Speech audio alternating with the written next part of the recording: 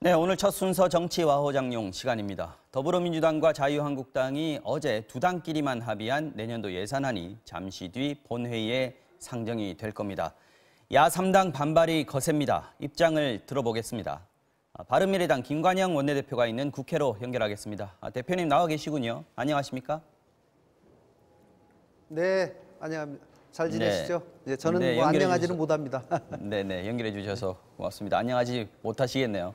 로텐더홀에서 지금 차량 농성도 계속하고 계신다고 들었습니다. 손학규 대표, 이정미 대표가 네. 지금 단식에 들어갔고요.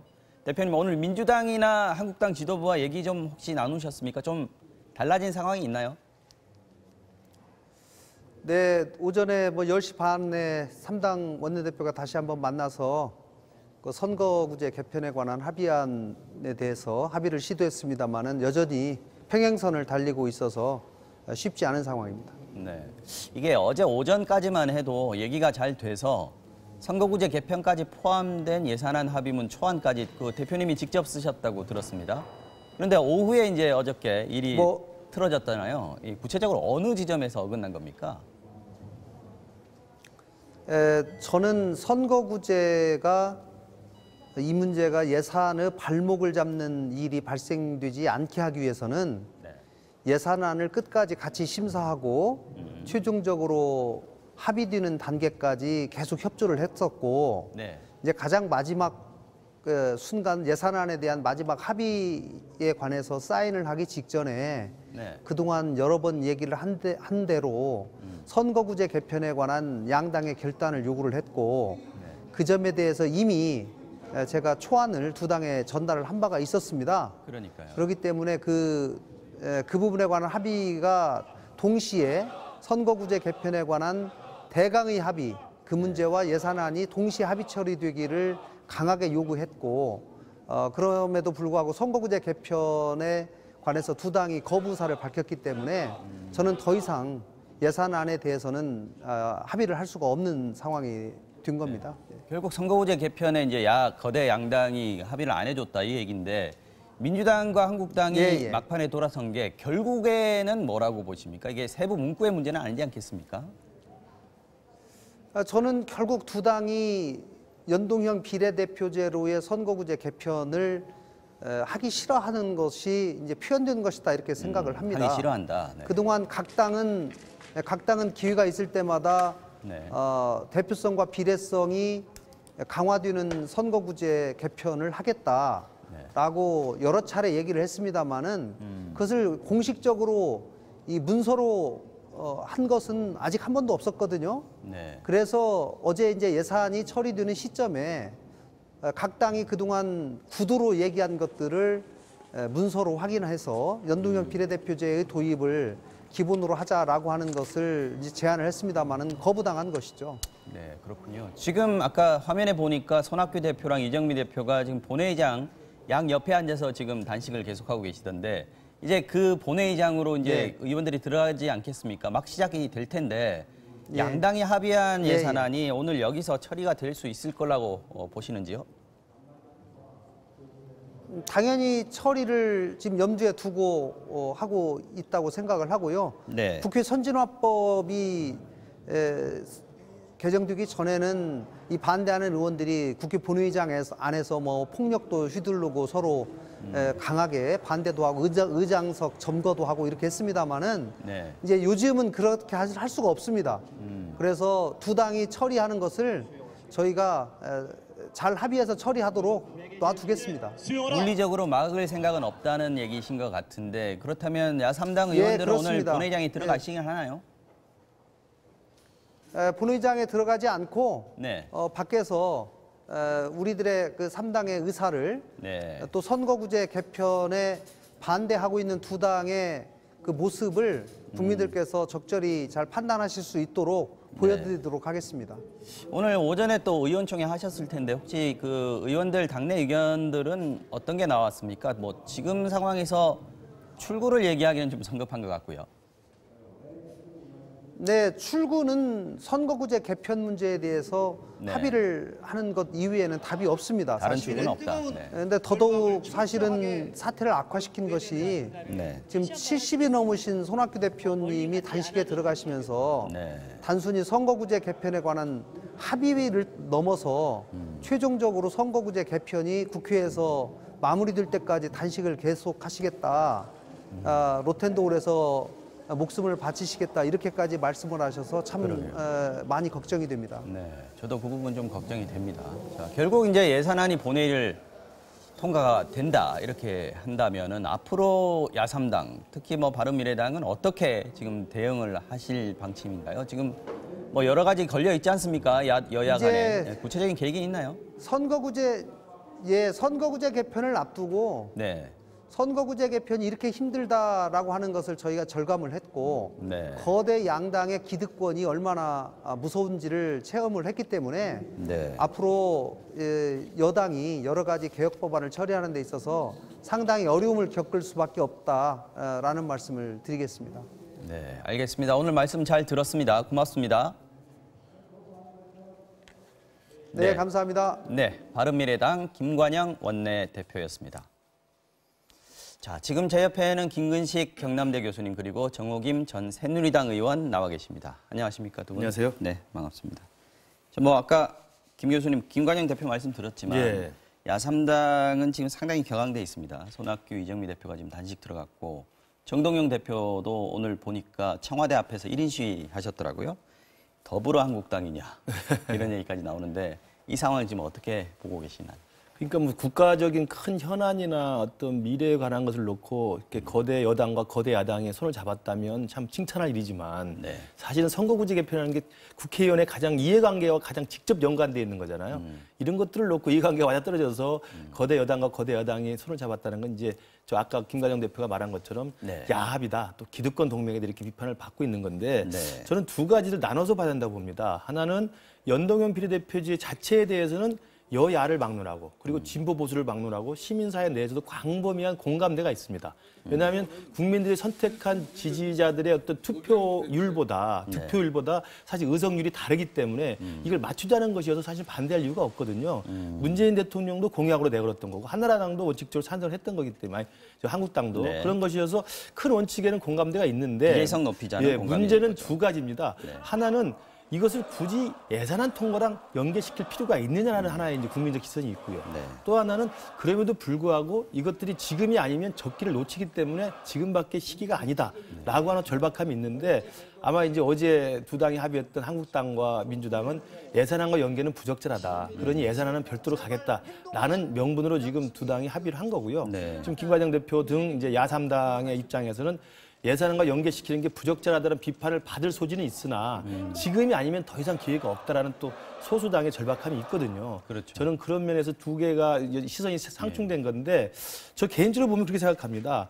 우선 김관영 대표가 내놨던 제3의 안이 있었어요. 아까 앵커께 질문하신 초안까지 보냈던 게 뭐냐면 연동형 비례대표제를 이번에 예산안과 연계시켜서 통과시키자는 게 아니었습니다. 그걸 원칙으로 한다. 원칙으로 하고 1월 임시국회 때 통과를 시키도록 노력한다. 그리고 문제가 되는 이 복합 도농 선거구라든지 아니면 지역구 성출 방식이라든지 가장 민감한 의원 정수 같은 거 이런 거 그러면 정개특위에 좀 위임을 해서 정개특위에서 구체적인 안이 나오면 우리가 받는다. 다만 연동형 비례대표제라는 국민이 뽑은 선택과 의석수가 동일하게 가야 된다고 하는 등가성의 원칙을 반영해야 된다는 그 원칙만 합의하자는 것이었는데도 불구하고 사실은 예산안 연계라는 그 명분 때문에 지금 거부를 한 거거든요. 저는 그러면서 조금 이 거대 양당에 조금 유연성이 좀 없지 않았느냐 이런 아쉬움이 비판적인 있습니다. 시각으로 지금 보고 계십니다. 지금 말씀하셨습니다만은 사실 야삼당에서는 지금이 골든 타임이다라고 얘기를 했지만 뭐 양당도 그렇고 정치권에서 이게 지금 예산안하고 연계시키기엔 좀 무리가 있다 이런 얘기들이 좀 많이 있었습니다. 결국은 이제 정개특위에서 이 부분 이제 합의를 할 수밖에 없는 그런 상황인데, 근데 결국 거기서도 민주당하고 자유한국당하고 손을 잡게 되면은 야삼당의 어떤 주장이나 안 같은 것들이 관철되기는 쉽지 않은 상황 아닙니까? 그렇습니다. 조금 전에 이제 그 출구를 이야기하기는 좀 이른감이 있다 이렇게 말씀을 하셨는데 네. 결국 정치적으로 어떻게 명예로운 출구를 찾느냐의 문제이고. 또 사실 그 국민의 지지율에 비례해서 네. 그 국민의 대표가 펴야 되는 것이 정설입니다. 그래서 다른 나라, 특히 이제 독일 같은 나라에서 보면은 다양한 방식을 채택하고 있거든요. 그런데 또 보십시오. 미국의 대통령 선거를 보면 전체 국민 투표에서는 예를 들어서 민주당 후보가 당선이 됐는데 독특한 선거인단 제도, 승자 독식의 제도 때문에 네. 공화당 후보가 대통령이 되거든요. 그러면은 그 선거 제도의 모순에도 불구하고 그냥 승복하는 그런 이제 문제가 있는데 현실 정치에서 이 자신의 금배지와 연동이 되는 일이 얼마나 예민한지를 보여주는 부분이 바로 요번에 자유한국당과 더불어민주당이 예산안 처리부터 이제 우선 근데 사실 예산안 처리도 이미 법정 시한이 지났기 때문에 매우 급한 사안입니다. 그러니까 이거 자체를 지금 그것도 맞습니다. 연동했다라는 것에 이제 정치적 무리가 있는 것이고요. 그럼에도 불구하고 원칙론적으로는 조금 전에 말씀드렸듯이 뭐 연동형 비례대표제가 됐든 아니면은 또 그 문제를 해결하기 위해서 각 당이 제시하는 대안이 또 다 다릅니다. 예를 든다면 더불어민주당 같은 경우는 광역형으로 하자. 또 자유한국당 경우는 이제 그럼 중대선거구로 하면 되지 않느냐.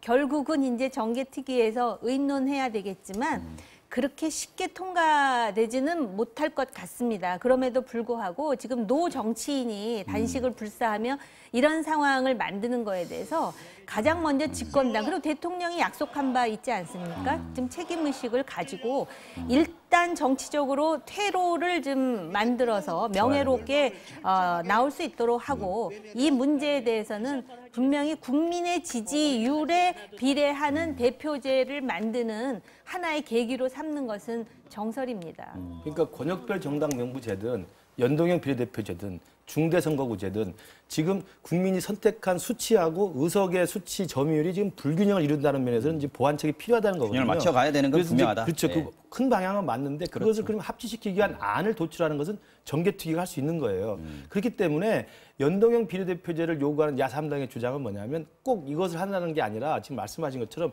큰 원칙에서 합의를 하자는 거죠. 지금의 선거제도는 문제가 있으니 국민의 정당한 득표율과 그다음에 의석 점유율을 같이 맞추자는 노력을 하자라는 것이었기 때문에 그리고 아까 제가 말씀드린 것처럼 김관영 대표도 지금 이번에 예산안 통과 때 법을 통과시키자는 게 아니거든요. 1월 달에 하는데 지금 원칙과 방향을 합의하자는 거였는데 두 거대 정당이 반대했기 때문에 아무래도 저는 물론 국민들이 판단하시는 몫입니다만 그 소수당의 어떤 정당한 주장이 좀 두 거대 양당에 의해서 기득권에 좀 묻힌 게 아닌가라는 아쉬움이 있습니다. 알겠습니다. 교수님 방금 전에 네. 저희가 방송 들어오기 전에 김근식 교수와 그 주고받은 이 얘기를 잠깐 소개를 드리자면 네. 이 손학규 징크스라는 게 있습니다. 그래서 지금 저렇게 이제 고생하시면서 그 연동형 비례대표제를 관철시키기 위해서 애를 쓰시는데 갑자기 다음 주에 김정은의 그 답방이라든지 이렇게 되면은 또 정치적으로 하려고 그러면 다른 큰일이 터진다 이거죠. 또 희석되는 게 아닌가라고 정말 그 사실 쓴웃음 섞인 이 상당히 필요한 그 정치 개혁임에도 불구하고 맞습니다. 이 기득권자들이 이런 부분에 대해서 쉽게 양보하지 않는 게 어떻게 보면 우리나라뿐만 아니라 통시적인 현실입니다. 네, 어쨌든 두 분 다 상당히 좀 비판적인 목소리인 것 같습니다.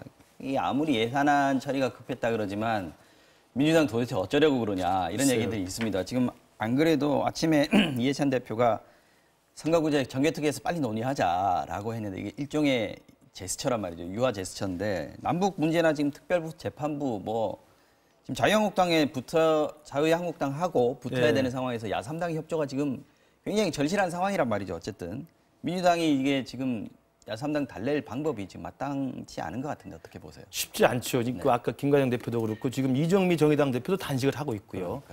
이 정동영 대표도 마찬가지 1인 시위를 하고 있어서 지금 야3당의 가장 절박한 문제 제기를 지금 사실은 민주당이 걷어찬 거기 때문에 뭐 예산안 통과는 되겠죠. 오늘 통과는 된다 하더라도 물론 그만큼 더불어민주당이라는 집권 여당의 막중한 책무로 생각하면 예산안 통과가 시급하니까 어쩔 수 없다라는 명분은 가능하겠지만 지금 말씀하신 것처럼 그럼 이후에 산적한 현안들이 있고 현안에 대해서 사사건건이 야당과 또 부딪혀야 될 텐데 그러면 국회 선진화법에 의해서 사실 이건 강제로 날치기도 못하는 거 아니겠습니까? 그렇다고 한다면 모든 앞으로 다가올 현안들 속에서 야당을 어떻게 협력을 구해내고 야당과 어떻게 타협해낼 것인가를 생각해보면 자유한국당은 지금 사실은 지지도가 막 오르는 상황에서 네. 민주당에게 사실은 우호적으로 모든 걸 협력할 가능성은 전혀 없거든요.